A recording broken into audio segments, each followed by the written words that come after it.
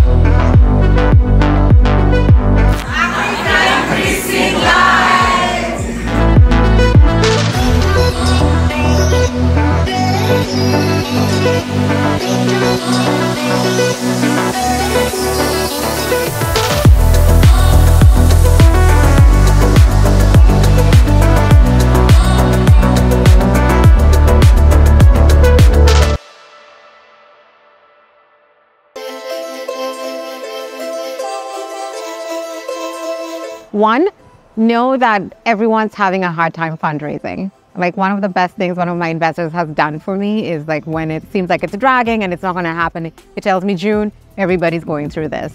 So just know it's hard. It's not just hard for you, it's hard for almost everybody. The second thing is perhaps take a step back and think about why you're seeking investment in the first place. I think this is a good time to reset many things and maybe even reset what you think your relationship should be with investment funding, right? Third, as much as possible, try to find people with whom you align, right? And I think this is 2024 and beyond, right? Like we are coming out of a period where we're not even coming out. We're still in a very, very down market, right? A global down market. Maybe it's worse in some of our African countries. And it's good to work with people who understand the ups and downs so that they're not freaking out when you have this kind of event and you're very, very long-term focused. So the practical advice I'd give to founders navigating the investment climate in 2024 is A, have an internal look. So effectively look at how well you're using your cash. Are you using your cash efficiently? Do you have enough cash to effectively continue your operations as you fundraise and actually achieve a fundraise? So there really needs to be an internal look. You know, I think a push towards getting to profitability is great because it is extremely difficult to raise. So, you know, I think there really needs to be a look at, you know, your cash burn and effectively ensuring that, you know, there is capital that will enable you to effectively raise. Then secondly, I'd say in terms of the investors that you effectively have conversations with, you need to be very efficient with that this year. So effectively, you know, do your DD, try understand what an investor is interested in, what have they invested in before, what is therefore the likelihood of them investing in you, so that time is spent on conversations that actually can lead to effectively investment. We see a lot of times, generally in the ecosystem, people having conversations, you know, with funds that really realistically, based on investment thesis, can't invest, with funds that might not even have capital. So I think, you know, actually doing that due diligence is very important this year, because you want to really focus your time on investors that will deploy the cash.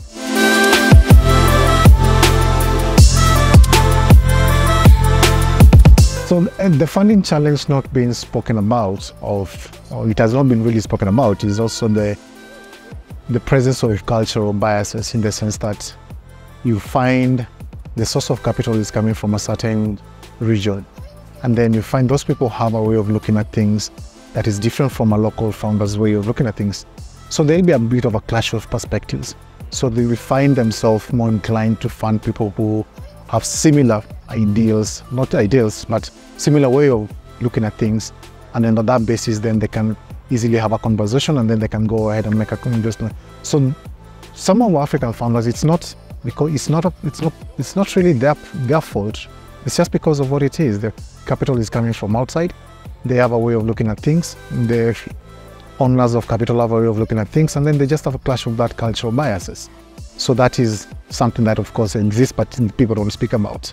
And I think the second thing is also the idea of what a business is that has been sold to the African founder, that you want to build a unicorn. So every time, just because you're a startup founder doesn't mean that you have to build a unicorn that exits or IPOs or attracts Series A, Series B kind of investments. No, you just have to ask yourself, is the kind of business that I'm building, what is the relevance of it in society, in the market that I'm trying to address? So once you understand that you don't have necessarily to build a business that becomes VC type business, you can also build a business that is also looking like an SME, but also drives value to the market.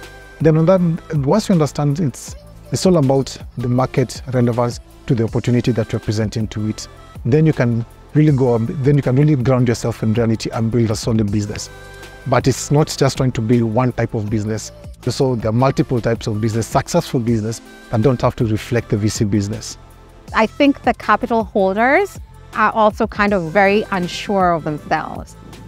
And I think also unsure of their strategies, because many of them were going in one kind of direction. So they were also influenced by a high amount of capital being available and going a certain way. And then now there's less capital and they're having to readjust, right? So when you are being evaluated, perhaps you're being evaluated about, against a completely different set of norms, right?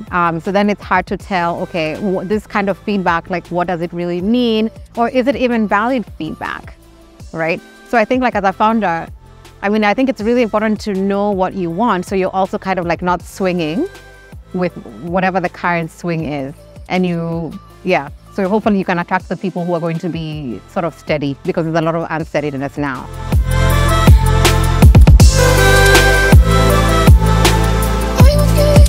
What I hope for, at least in terms of having an event like this, is, for me, it's more about education. So one, education is, there's a lot of things that we've mentioned today, thinking about the right amount to raise, thinking about dilution, thinking about runway, that founders typically don't think about until it's too late.